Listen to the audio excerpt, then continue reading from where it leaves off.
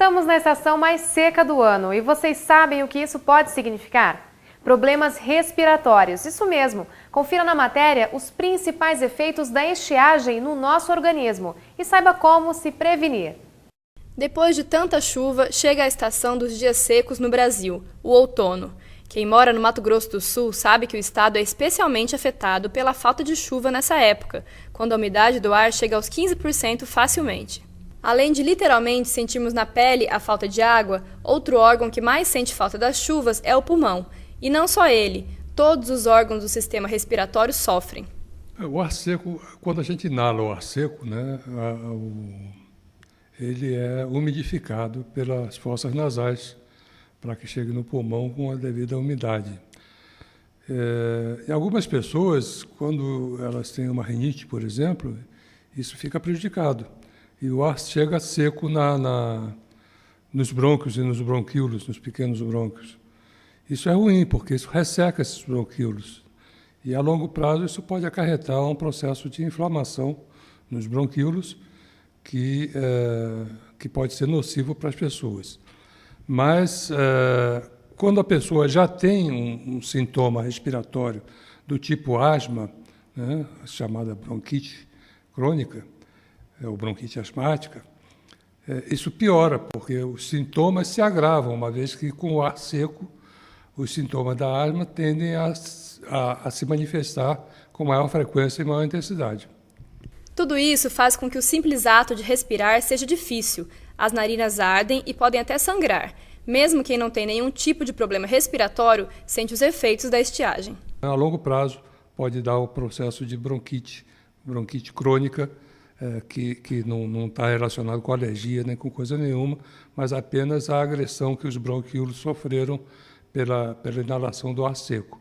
É claro que isso aí a gente está falando de um tempo permanentemente seco e com um grau de umidade muito baixo.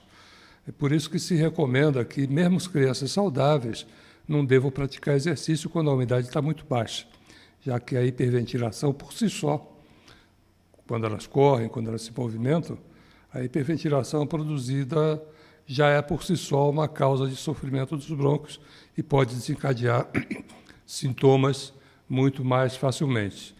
Então, por isso que nas escolas há um sinal de alerta quando a umidade relativa do ar está muito baixa, para evitar que as crianças frequentem a escola nesses períodos. Existem também certos grupos de risco que sofrem mais com as características do outono. Extremos das faixas etárias, né? Criancinhas pequenas e idosos sofrem mais com isso. E, principalmente, aqueles pacientes de qualquer idade que tenham alguma doença alérgica, por exemplo, uma rinite ou crônica ou uma asma, também, uma bronquite asmática, também sofrem bastante com o ar seco, o ar ressecado. Para evitar ou pelo menos contornar um pouco dessa sensação incômoda, o Dr. Roni dá algumas dicas. Quando a umidade está baixa, a umidade relativa do ar está baixa, ou quando, né, mesmo com a umidade relativa do ar normal, quando você usa ar-condicionado em casa, existem algumas medidas que são importantes, principalmente para proteger crianças pequenas dessa umidade excessivamente baixa. Entre essas medidas, você pode comprar um umidificador, evidentemente, mas nem todo mundo tem recursos para isso. Então, é conveniente que façam algumas medidas caseiras, que são simples de fazer e que têm uma eficácia relativamente boa.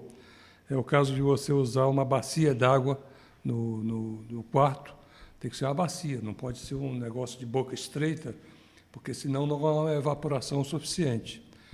Ou você pode pendurar no quarto toalhas encharcadas de água, porque isso aí ela vai evaporando e você vai conseguindo umedecer aquele ambiente, pelo menos.